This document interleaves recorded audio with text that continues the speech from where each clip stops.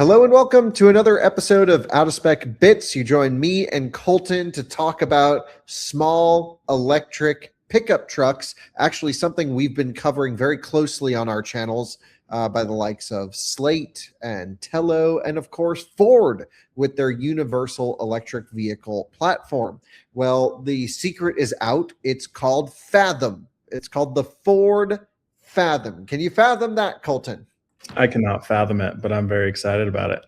Yeah, so it should be kind of interesting. Coleton actually, we had a call just a minute ago. I was like, hey, dude, we got this news. Do you want to talk about it? He's like, I don't know anything about the UEV. So I figured this will be a great episode just to kind of very quickly, high level, get everyone up to speed, let you know the new name, the pricing, how it compares to other vehicles in the segment, notably SLATE, and maybe even like used F-150 Lightnings and other stuff that might come up. So I guess, should we run through the news first and then I'll give you the high level overview, Coleton? Yeah, let's do it. Okay, I'm going to pull up the Universal Electric Vehicle Platform homepage here. This is going to probably look different by the time this video goes live. And essentially what Ford is doing, I'll get into the news very quick, is they're taking a very engineering skunk works first approach to building like a next generation type platform. So think zonal architecture, giant castings, very much taking the Tesla approach of building cars where everything is deeply integrated from manufacturing and engineering and design. They actually took the entire engineering team and stuffed them in a different building in California. So they're not even jaded or shaded by the rest of the Ford offices in Michigan. They're kind of left on their own. And the story goes, even Jim Farley couldn't get badged into the building, which I thought was really cool. So a lot of people come from the EV startup world, Rivian, Tesla, Lucid, etc. It is Ford's kind of first product into the next generation, or as maybe on Out of Spec, we would say the current generation way of building vehicles, to look at how the Chinese are doing it and others. We definitely live in that bubble. Traditional car companies do not, but Ford seems to be like understanding where they need to get to. That's the impression. So the news today is a big news. Now, Ford has been doing this sort of communication strategy where some of my friends in Germany call it the salami approach, where you layer by layer. I love that. That's great. I don't know what Ford specifically calls it, but they did this with F-150 Lightning. They've done this with Mach-E. Anytime Ford has like a really big product, their communications teams get together and say, how are we going to tell the story of this product from day one until launch? And they always do a really good job of, first of all, under promising and over delivering when they really put their mind to it, and telling a really good story at the right time in the right cadence, just to capture everyone's imagination and attention throughout the development cycle of the vehicle. So I think that is, totally out there in the sense where Ford knows how to tell a story when they want to tell a story. And they know how not to tell a story when they don't want to tell a story. They have a really good communications team. And here it's clear that this universal EV is going to be such a big deal for them because they have been pushing this story over time. They have their own website for it. They're rebranding their socials today from Ford Electric to Ford Fathom.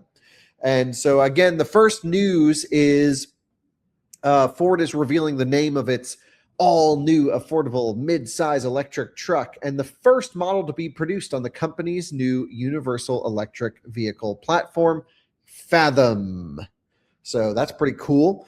With a starting price, this is the big news, of just $28,350. Plus destination. Excluding destination and delivery. Yes, you're totally correct. They say it's high-tech and fun to drive.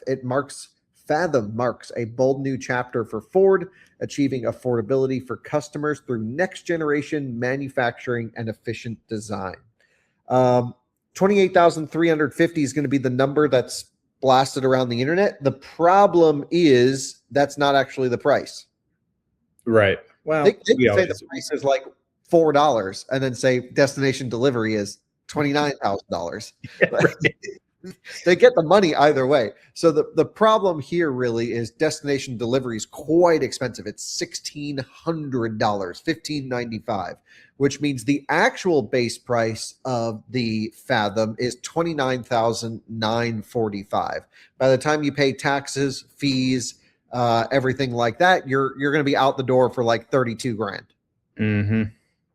So, I mean, it depends on your region if there's tax incentives as well. But it's just under $30,000 before taxes, dealer fee, destination. Or I guess that does include destination, but all of that stuff. By the way, if anyone's interested in buying one of these when the time comes, reach out to Out of Spec Deals. You can just email my dad, and he'll hook you up to try to negotiate a car for you. But Coleton, let's talk a little bit more about that price, $29,945. That's really the number to think about because, again, you can't get out of paying destination and delivery. Right. You definitely can't. And I guess the biggest one that comes to mind, of course, is SLATE, and that is at $24,950 plus destination on that. So what, a $3,000 roughly price gap in between that, but you are paying for a blank slate here. As we jokingly said, hopefully this one actually comes with a radio though this time. So the slate, like you mentioned, is $26,400. So if I take the $29,945 minus $26,400, it's $3,545 difference between the two. Now the question comes down to, what are you actually getting? And that's what we really don't know yet. Ford says this is the starting price for the small battery UEV. The Slate only comes with one battery pack, as we've learned. And so I think there's going to be a market for both. But here's the thing. Ford kept saying this was their $30,000 electric truck, under $30,000. They actually got there, including destination and delivery, which is incredibly commendable thing to do in this day and age for a brand new product that required a complete re-engineering of not just a new vehicle, but how Ford produces cars. And the question becomes, by the time you put a radio in a Slate, you change the color to something, that's going to be $500, which seems way too cheap to wrap a vehicle. We'll see how that actually turns out in the real world. And that's not to knock Slate at all. There will be Slate fans out there, but are you going to realistically spend, like, let's just say you spend an extra $2,000 by the time you put some stuff on your Slate to get a base Ford? I mean, there's Ford dealers everywhere. There's service centers everywhere. The engineering of the car is completely vertically integrated with a screen. There's so many things that you get in the Ford that are just givens that you're going to have to pay for in the Slate. And it's going to be a really interesting conversation to say, hey, by the time you put some stuff on the Slate, are you going to be more money than what the Ford offers? And we just don't have specs on the Fathom yet, but that's going to be an interesting conversation. On the surface of it, which way would you go, Coleton? Would you go new startup, kind of funky, take a gamble on this thing, or would you go with the tried and true blue oval? Yeah, tried and true blue oval all day. I mean, it's challenging for startups, and I don't, want it to diminish that by any means, but it's one of those cases of like Slate is just completely unknown. They say it's going to be so easy to work on by yourself. What does service look like? Like if, you get motor failure, charging fails, like what does that all look like? We have no idea. Where you have dealers. Plan of third-party service centers for Slate, and Ford recently went famous, Jim Farley went famous recently for saying they don't want their customers servicing their cars, which I think is going to turn a lot of people off from something like this. Right to repair is really important, especially when we get into this, cheaper, electric truck space. I think people want their trucks to last a long time and want the reassurance that they can fix them. Yeah, and that's a good point. And I would say, I don't know, it's kind of a gamble on both. I mean, this being a very new platform, I mean, it's not to say that Ford hasn't been in electric cars, but, going with Slate, totally different style there. I mean, I kind of view these as two totally different people, in all honesty, that are going to buy these trucks. I'm not the biggest, small truck guy as it is, but, we'll see how this goes. I was actually really surprised to see, looking at the numbers of how many Mavericks sold last year. It was 155,000 in 2025. That was way more than I thought it would be. Dude, the Maverick's a great truck. I'm a huge fan of small trucks, actually. I mean, I drive a Rivian, which is relatively a small truck. I mean, it's a long vehicle, but it only has a 4-foot bed or 4.5-foot bed. And I love that vehicle. And I really could see us getting a SLATE and a UEV, maybe one at the farm, one at the track. And I guess it's a Fathom, we can call it now, because they represent such a good value to what Americans want. I mean, at the end of the day, these are vehicles that are going to have incredible cargo space with or without a bed. They're going to have front trunks. They're going to have, big cabins for people. And then you can put, gardening in the back, tools in the back, a set of wheels and tires, whatever you want back there. And that, I think, is going to be a really big draw for just the general consumer out there. If you can get the cost of the vehicle down, which has always been a problem for EVs, and you can keep the utility relatively high, it's kind of a no-brainer second car. It's kind of a no-brainer first car. It's sort of something like, it's going to be like an iPhone. Everyone's got to have one of these small electric trucks just to do whatever with.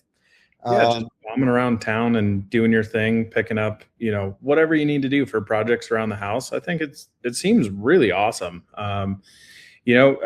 Again, I look at trucks, I think, very differently. For me, they're like almost total utility. So I'm like, oh, but you can't, tow a 50-foot long trailer like you just had and, do this and do that with it. But reality is most people don't even use their trucks like that. You see every single truck you see driving around here, they're just like completely unfilled. People are just using them to go to and from work. And you're like, yeah, something smaller would work perfect for your use case for that.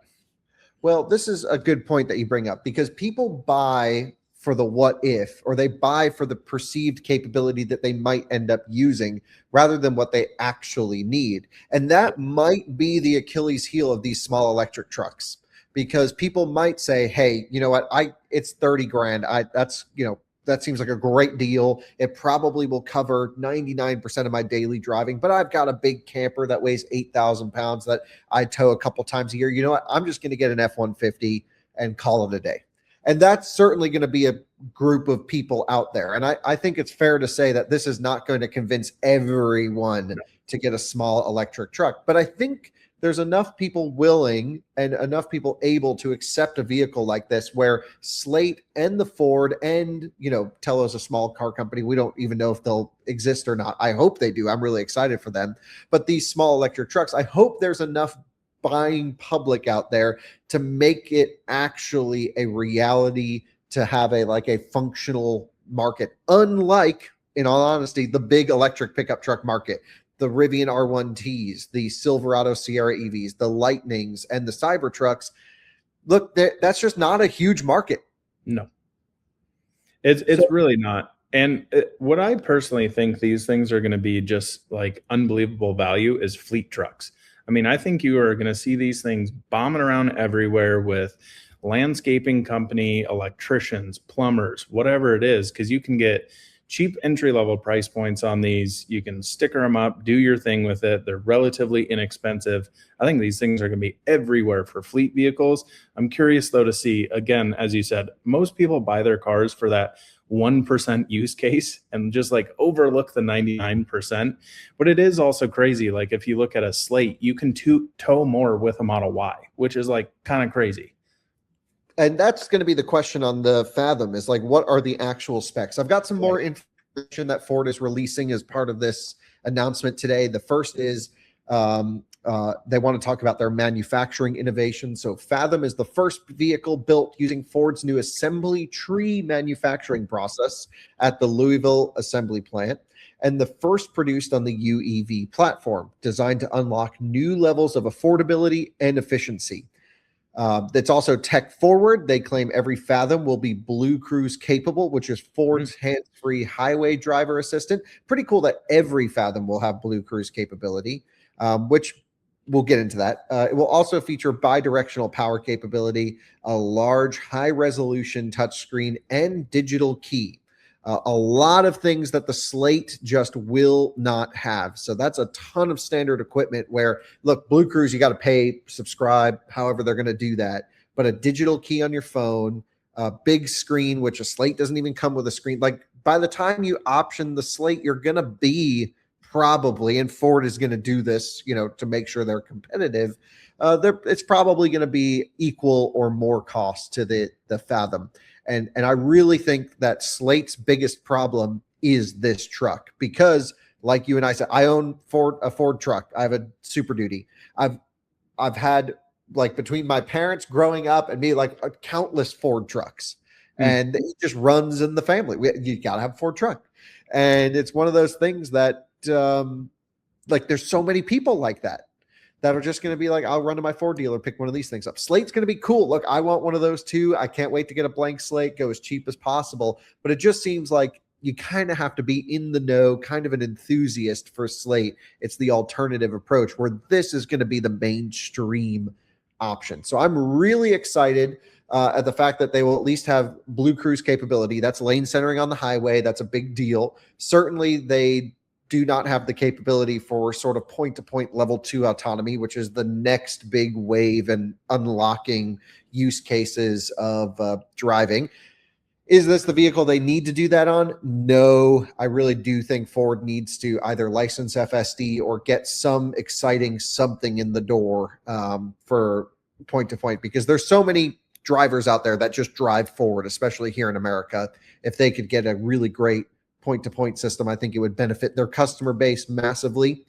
And they just have some other points that they've mentioned before. So Fathom has more interior passenger space than a Toyota RAV4, with a frunk and a bed for added cargo flexibility. So if you think about the interior, H-point, knee room, headroom of a RAV4, this is a small, mid-size pickup truck that's going to have more room, and it's got a bed. So that's pretty cool. I like the sounds of that. And then also, of course, 4-door versus SLATE 2-door situation. That'll be a big difference. Really big difference there. Pre-orders will open in early 2027 alongside the full vehicle reveal. I really hope that we're able to reveal this car to the world, of course, like we've done in the past with Ford electric vehicles. And customer deliveries will begin later in 2027. So we're probably a year away from start of deliveries, maybe a year plus or minus a few months. That's quick. That's pretty quick, dude. I mean, this thing's really going to happen. So now we know the name. We know it's called Fathom. We know that it's coming in about a year. We know that it's going to be around or starting at $30,000 for the small battery option. There's a couple more things that I want to share with everyone. I'm just pulling it up here in the background just so I don't make sure I show anything I should not show. Oh, route not found. So maybe I need to pull it up this way. I have the full sort of reveal of everything. Here we go. I'm going to share this. This just runs through a little bit more information. So Fathom, it means a unit of length equal to 6 feet, used chiefly in measuring the depth of water or the span of a person's outstretched arms. Interesting. So a bed. Maybe a 6-foot bed. Don't know. That's what I take out of that. Okay. Let's see. From engineering team came from one place, a deep understanding of the person who would drive it. So they're really focused on the customer. This is all very customer focused. We went through the pricing again, has more passenger volume than a RAV4. Touchscreen, bidirectional power, that's a big deal. Digital key, big deal. 5 adults can fit in there. Advanced technology. Every truck is Blue Cruise capable, and the Fathom's Blue Cruise integration with Apple Maps offers a more seamless on-ramp to off-ramp experience. And honestly, I think that's what a lot of people are going to be looking for. So many people have not experienced FSD or really do enjoy driving and don't mind the around town stuff. And often, depending on where you live, your miles that you're going to be sitting in the car will be on the highway for a long period of time. My use case is a little different because I live literally in the middle of the country where there's no major highways around me. So I have to drive about 40 minutes, 35 minutes just to get to a highway. And having driver assistance for that portion kind of makes or breaks my driving experience. This is like once you get on the highway, if you live in a city or live off of whatever, I-95. You just get on the on-ramp, hit the system, it'll do everything, and then pull you off as long as you're monitoring the car. So some exciting features there, I think, for folks here. I like this. It's common practice in the auto industry to name a vehicle with an alphanumeric code. A string of letters and numbers tells you about a trim level, an engine, or a spec. It's a practice they've done at Ford, and vehicles like the F-150 have earned a lot of love with this naming convention. Actually, Coleton, trivia. Do you know the name of the F-150 in Mexico? I have no idea. It's called the Lobo. In Mexico only, but we had the Lobo Maverick. We have the Maverick Lobo as a trim level, but if you look up Ford Lobo, it's an F-150 in Mexico. Oh, wow. I had no idea. Isn't that interesting? Just like they don't call them the Chevy Silverado there, they call them the Chevy Cheyennes. I didn't even know that. I apparently don't know the Mexico auto market at all. Okay, so this truck, everything is new, totally different, and they wanted to choose a name to give the vehicle personality, soul, and make it a character in our customers' lives. Fathom's capability is undeniable, but there is more to the product than appears to the eye. Well, they haven't shown it to us yet, so hopefully there is more. It kind of looks like it's going to be ugly based off the spy photos, by the way. It just looks like a Ford Maverick to me. I was like, how do you guys know that's electric? But I think they're hiding it. I think it's a swoop. Yeah, of course. So I think it's like really kind of a swoopy look. And I hope they probably are doing that for Aero, but I really do hope they give it some sort of like big, upright, strong stance to it. Because I think that's what sells a lot of cars. They don't do well, obviously, in range. But look at Rivian R2. It's such a desirable product because it's upright and kind of, got a personality to it rather than just another Prius. You don't want this to look like a Prius with a pickup bed on it. A good point. At least that's my view. I mean, Ford can obviously do whatever they want, and they already have. I'm sure the design is locked at this point. Let's see. So how do we land on Fathom? First, the team scoured the Ford archives, looking at how this company has named vehicles for more than a century, from the Galaxy and Taurus to the Ford's first vehicle that bridged the gap between car and truck, the Ranchero. That would have been cool. Yes, it would have been. And so each option came with a specific implication, one that might not fit our new electric truck. So the team asked themselves, what communicates depth below the surface? How do we communicate an emotional feeling of a vehicle that's more than it appears to be? This is all good stuff. I mean, they really thought about this. They really have. Two Ford copywriters separately conceived Fathom. I guess it was in a file with hundreds of options, and then engineers picked their favorite.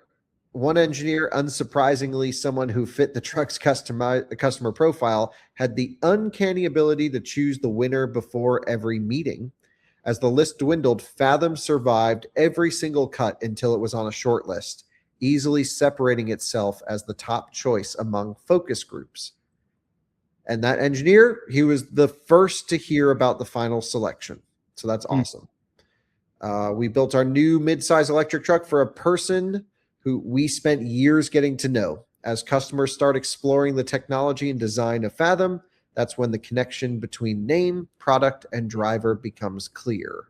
Kay Hart, General Manager, Ford Model E. Okay, this is just Q&A, Ford Fathom, standard range battery. This is where the MSRP is there. Every Fathom will be equipped with the hardware necessary for Ford's next generation Blue Cruise capability. Once activated, Blue Cruise is a driver assist feature that provides hands-off, eyes-on when driving on designated highways called hands-free Blue Zones. That just seems so complicated compared to what's already in the market today, which is just every zone is a blue zone. Or just I know it. You just go, you hit a button. It doesn't matter where you are, and the car drives you there. So, I mean, it seems like they really got to work on this whole level 2 thing. I know I'm being hard on them because this is still going to be a better technology than most Ford owners have ever experienced, or most normal car buyers have experienced. But the world is moving so quick, they got to catch up. Totally agree. Almost kind of, you don't have to use it, but car companies, I think, really do have to hurry up with point to point. It will maintain compatibility with standard CarPlay, and Android Auto will also have digital key and bidirectional. I mean, these are all great features. It's also going to have like super deep Apple EV route integration in there. So that's a lot on the new Ford Fathom. I mean, we learned a ton. This is quite a bit more than just a sliver of a story out there on how they're developing their own ECUs and zonal architecture for this thing. This is truly going to be, like a world-class engineered vehicle. And even from the, I can't wait to talk to the engineers when this car launches about what they're going through right now. It seems like Ford completely removed them from the rest of the slow moving, accounting led, old school way to engineer a car. And they're like, you just go do it the way the future needs to be done. The Chinese are going crazy. The American startups are going crazy. We need a piece of that pie. We don't want to get left behind. Go develop an architecture that can scale. And it seems like they're really hard at work, kind of behind the scenes. Mm-hmm. And it might be the first time we see like a true traditional automaker actually get it. Well, and I was thinking about this as we were going through it. I think Ford has done so well with the Maverick that they have the lower end price point of the small trucks. They have all the things that their customer has desired. They have time to fix that, time to implement that. I think they're actually starting off on a pretty good starting point here of, this is going to be around that SLATE pricing, but it's also around Maverick pricing. And especially for people who are just bombing around town, they need, they have home charging or whatever the case may be. This is a very compelling thing is, gas prices are up this year and this, that, and the other. I think they actually have quite a big foot forward than I necessarily thought going into this, just thinking through it a little more. Yeah, I'm so excited to learn about the engineering challenges and also how much they're really focusing on the customer. And the cool thing is the customer is kind of everyone for a small truck like this. So it needs to be as adaptable, as configurable, and as, fit into everyone's daily life as much as possible. And I can't wait for this. Like, this is the market that we've needed. Affordable, useful, reliable, just utility electric vehicles. And we're finally getting them. We're getting two of them around the same time. And I really think this is we obviously haven't done a comparison test, but like Ford is coming in as the big dog here. And they're like, yeah, we're just re-engineering this entire process, and we're going to be the hardcore smackdown. If you want the best value EV, the best value car, the best value transportation device, this truly might be it. Because think about other automakers out there. What are the cheapest cars for sale in the market? I mean, like SLATE was already going to be like the fourth cheapest car or sixth cheapest car in the US. It's like Hyundai Venue, Nissan Sentra, like for the electric vehicle space, because you're going to spend so much less on maintenance and fuel. This might actually end up being the default car for America. Yeah, I mean, just looking at it too, you go through and some of the cheapest new cars between $20,500 and $23,000, Hyundai Venue, Chevy Trax, Kia K4. So those are all, not very utilitarian vehicles in general. I think this really could be a pretty big thing for them. I truly do. I mean, if you're someone who wants just like cheap transportation, right? You have to look at overall cost. You have to look at fuel, insurance, all the other things. So factoring in, if you drive a lot, an electric car making so much sense, especially if you have home charging, right? Or have the ability to put it in. Like, these electric pickup trucks are going to be like, oh yeah, not only is it cheaper than anything else, you've got more space than a RAV4 and a bed and, this great digital key experience with Blue Cruise available, and the list goes on. I mean, it's exciting. We've needed good value EVs here. And I think we're finally about a year away from getting them on our roads. Yeah, it's going to be crazy. I'm really excited about this. Personally, more excited about this than SLATE. We'll see how they are. I can't wait to do comparison tests because, you know, you have the little guy versus the Goliath car company over here. That's going to be really cool to see the differences between them. But then again, it's, you know, that base starting price of SLATE, like you said many times in this video. Okay, once you spec these things up to exactly what you need in your lifestyle, is it just going to be cheaper to go grab the Ford option and have more reliable service, this, that, and the other? That'll be interesting to check out. Yeah, and I think it also just comes down to how the vehicles are constructed, and a lot of it is like how much engineering budget do the teams have to make it. So like SLATE, for example, they have to develop new relationships with suppliers. They have to convince people to sell them sun visors, and the list goes on, right? And they're taking this controller from there and this ECU from there and trying to package it up. Ford is Ford. Like if you're Ford and you're approaching a supplier, no question, of course, yes, let's go. And then it really comes down to how can you make the best possible product at the lowest cost. And keep in mind, this is Ford saying we've hired the brightest minds, the Silicon Valley guys, the future focused automotive engineering teams to make a, you know, sort of gigacasting type structure, you know, potentially, and I can't remember exactly, but maybe even like structural battery pack type thing, LFP batteries, all get it with a supply chain built up. It's just, it's not even on the same playing field. And that is not said to try and disparage SLATE, because again, I have 2 SLATE reservations. I cannot wait for it. I'm just expecting a much higher quality product from Ford than I am from SLATE. And I think most people would agree with that. And I think people getting the SLATE are kind of expecting a tin can on wheels because it's fun and cool and cheap. But when you're buying a Ford truck, like I've got the keys to my Ford truck right here, it just gives you the sense of like, okay, this thing's built to work. Ford trucks, our country pretty much runs on Ford trucks and GM trucks and others. Like this thing's got to perform. It's got a name to live up to, where SLATE, people will be forgiving of what that vehicle has to go through. So I think this is going to be the smackdown. I can't wait for this thing. The Fathom. What a name. I haven't even really soaked it in yet, but it's kind of cool. Yeah, I can't fathom it yet. Okay, so you're not feeling the name so much. No, it's not that I dislike the name.